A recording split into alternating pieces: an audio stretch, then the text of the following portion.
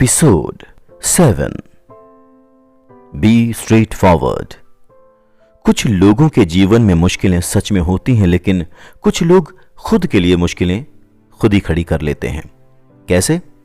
वो लोग क्या करते हैं कि अपनी बात को साफ साफ शब्दों में सही जगह नहीं कह पाते, जिससे कि वो इस छोटी सी वजह से बहुत बड़ी बड़ी मुसीबतों में फंस जाते हैं।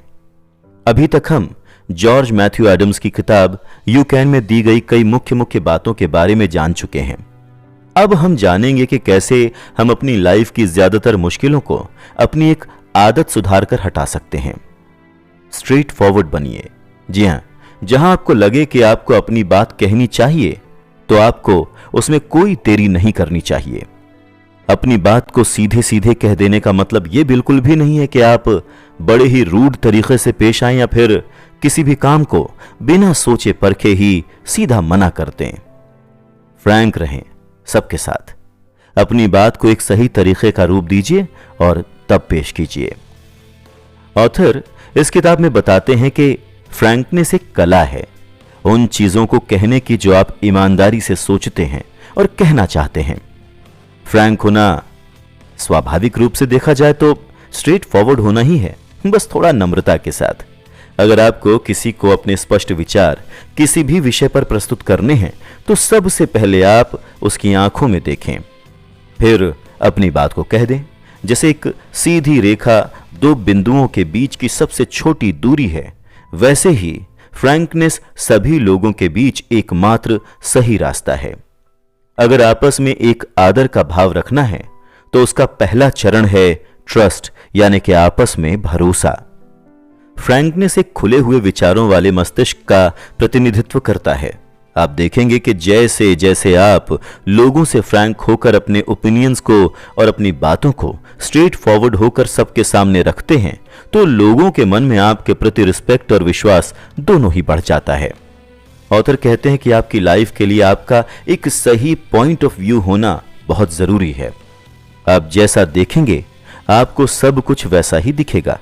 अगर आप अपनी लाइफ को निराधार समझेंगे, तो वो आपको वैसी ही दिखेगी, और अगर आप अपनी लाइफ के बारे में सुविचार रखते हैं और एक सकारात्मक भाव से हर काम करते हैं, तो आपका जीवन वैसा ही खुशहाल हो जाएगा। किसी ने क्या खूब कहा है कि प्रसन्नता कोई पहले से ही निर्मित वस्तु नहीं है, बल्कि ये तो आपके अपने कर्मों से आती है।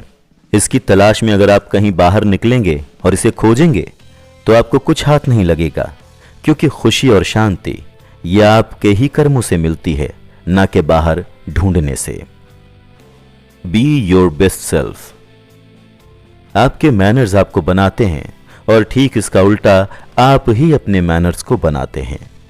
ऑथर कहते हैं कि अपना बेस्ट वर्जन बनने की कोशिश करें। कभी भी किसी से अपनी तुलना करने का पाप ना करें। हर इंसान की कहानी अलग अलग होती है, और आप ये नहीं जानते कि उसके जीवन में इस वक्त क्या क्या परेशानियां हैं और उसने अपने जीवन में कितना संघर्ष किया है। आपको अपनी तुलना कभी भी किसी भी क्षेत्र में किसी से भी नहीं करनी चाहिए। यह आपका जीवन है, आप इसके निर्माता स्वयं बने। जब इंसान अलग अलग हैं, तो कहानी कैसे एक जैसी हो सकती है? डॉक्टर जॉनसन ने इस बारे में कहा था कि किसी को भी कोई हक नहीं है किसी से भी रूखेपन और बदतमीजी से बात करने का और उसे नीचा दिखाने का। आप न जाने दिन में कितने ही लोगों से मिलते होंगे। आपके मैनर्स ही हैं जो आपको कितनी रिस्पेक्ट मिलनी है ये तय करते हैं। आपका बिहेवियर ही ये डिसाइड करता है कि आपको कितनी सफलता मिलेगी, क्योंकि जिसका बिहेवियर अपने प्रति, दूसरों के प्रति और अपनी जिम्मेदारियों के प्रति सही नहीं है, उसे सफलता कैसे मिल सकती है?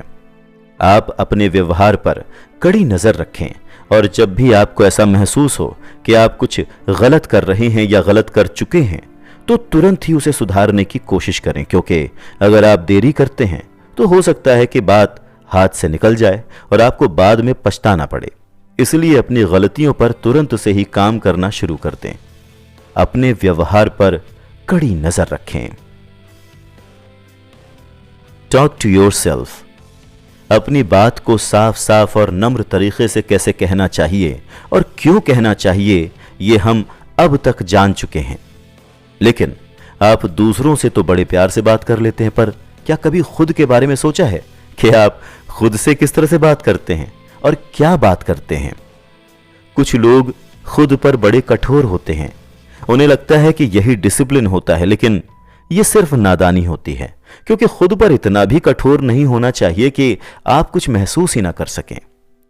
ऑथर बताते हैं कि आप दूसरों से क्या बात कर रहे हैं यह तो मायने रखता ही है, लेकिन आप खुद से क्या बात करते हैं ये ज्यादा जरूरी है।